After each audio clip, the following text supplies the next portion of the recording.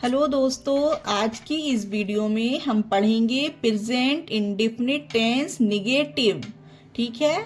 इससे पहले वाली वीडियो में हमने प्रेजेंट इंडेफिनिट अफर्मेटिव सेंटेंस में डू या डस का प्रयोग करना सीखा। आज की वीडियो में हम प्रेजेंट इंडेफिनिट निगेटिव सेंटेंस के बारे में जानेंगे।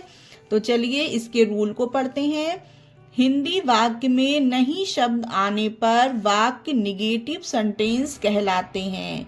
जैसे जब किसी भी वाक्य में नहीं शब्द आता है तो उन वाक्यों को हम निगेटिव सेंटेंस कहते हैं। इसका पहला रूल है, वाक्य में एक वचन कर्ता ही शी इट, कोई एक वचन कर्ता हो या ही शी इट आदि होने पर डज नॉट का प्रयोग करते हैं और वर्ब में एस या ईएस का प्रयोग नहीं होता है। तो यहाँ पर ध्यान देने वाली बात कि डू या डज नॉट के साथ वर्ब में एस या ईएस नहीं लगेगा। एस या es affirmative present indefinite tense में लगता है दोस्तों। ठीक है।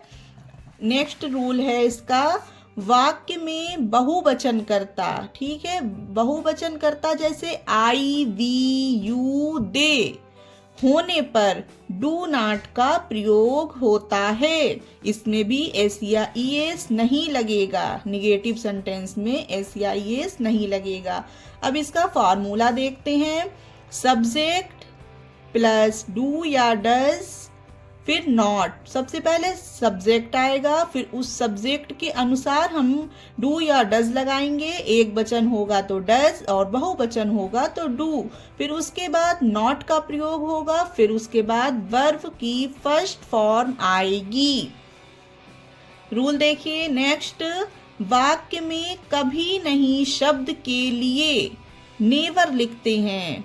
जो हमारे सेंटेंस में अगर कभी नहीं शब्द आएगा तो कभी नहीं की इंग्लिश हम नेवर लिखेंगे, जो वर्ब से पहले लिखी जाएगी। ठीक है, जो वर्ब से पहले लिखा जाता है और नेवर के साथ डू या डज का प्रयोग नहीं होता।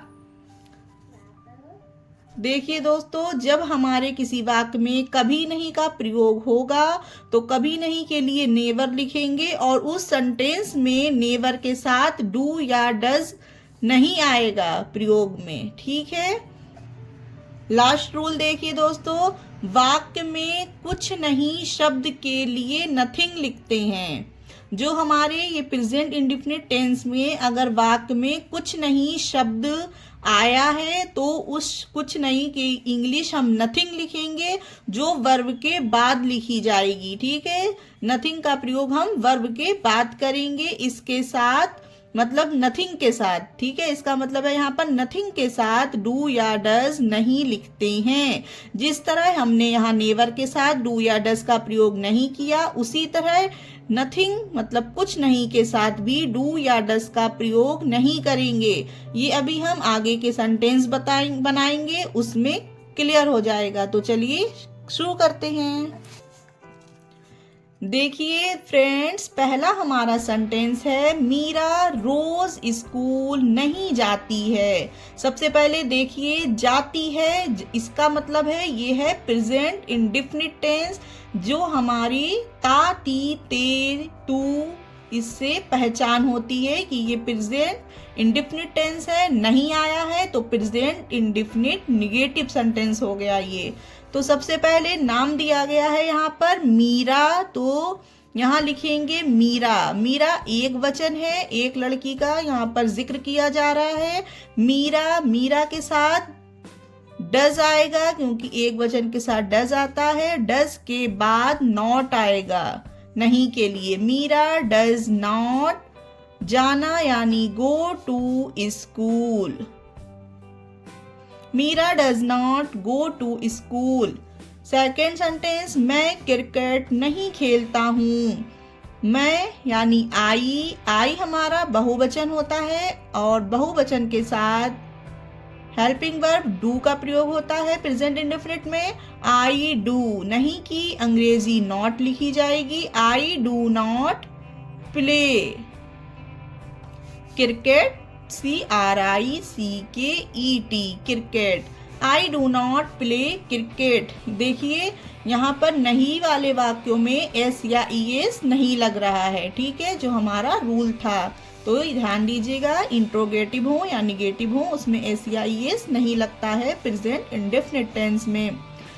थर्ड हमारा सेंटेंस है हम टीवी नहीं देखते हैं। हम की अंग्रेजी होती है दोस्तों वी बहुवचन होता है तो डू का प्रयोग होगा।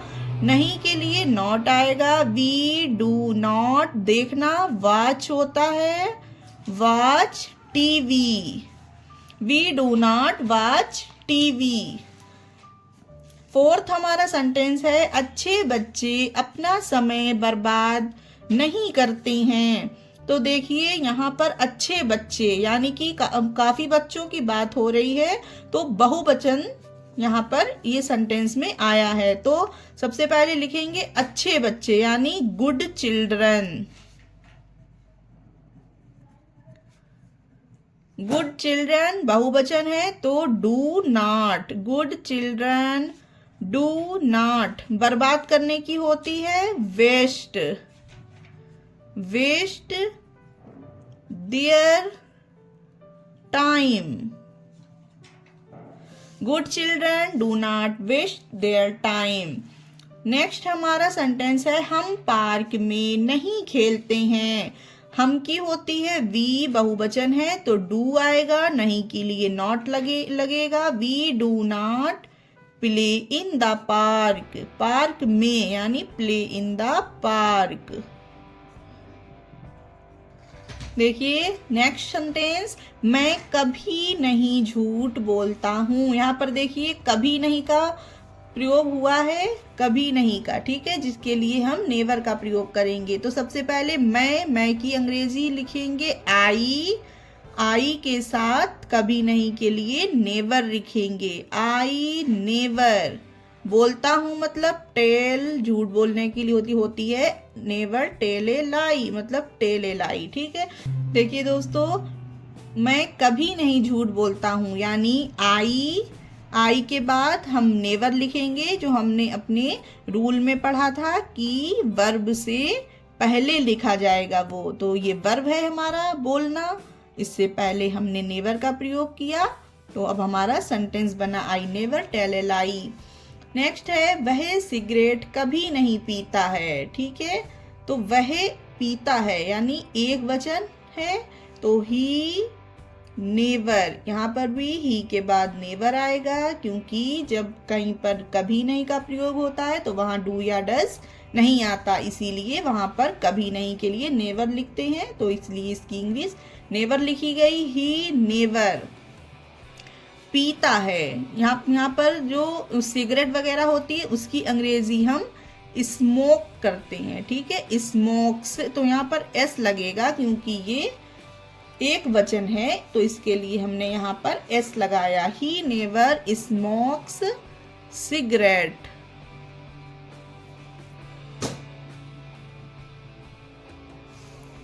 नेक्स्ट सेंटेंस है वे पूरा दिन कुछ नहीं करते हैं। वे की अंग्रेजी हो गई दे डू। अब देखिए ये डू हमने करने की इंग्लिश लिखी है, करते हैं। यहाँ पर ये डू या डस की जो हेल्पिंग लाइन है वो नहीं हमने यहाँ पर प्रयोग किया है हेल्पिंग वर्ब का, ठीक है।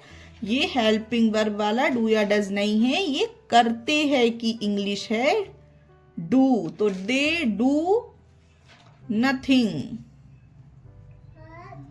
यहाँ पर कुछ नहीं होता है, उसकी अंग्रेजी नथिंग लिखी जाती है और वो भी वर्ब के बाद। तो ये वर्ब हो गया करना, वर्ब के बाद नथिंग आया, ठीक है। यहाँ पर जो नेवर है वो वर्ब से पहले आएगा और जो नथिंग है वो वर्ब के बाद आएगा। तो दे डू नथिंग पूरा दिन यानी ऑल दी डे।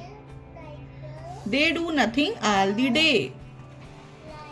हमारा लास्ट सेंटेंस है मुझे इस विषय में कुछ नहीं पता है। मुझे इस विषय में, तो सबसे पहले मुझे की इंग्लिश होगी आई,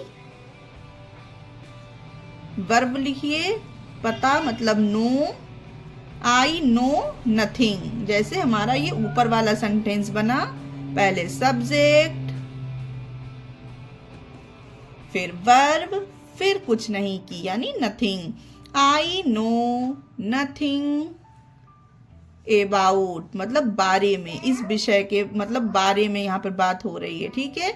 आई नो नथिंग अबाउट इस विषय में, दिस मैटर, विषय की मतलब इंग्लिश होगी matter. I know nothing about this matter. तो आज की क्लास में दोस्तों इतना ही, मिलेंगे नेक्स्ट क्लास में। प्रेजेंट इंडेफिनिट टेंस इंट्रोगेटिव सीखेंगे हम अपनी नेक्स्ट क्लास में, तो बने रहिए हमारे चैनल के साथ और कुछ नया सीखते रहिए। Thanks for watching.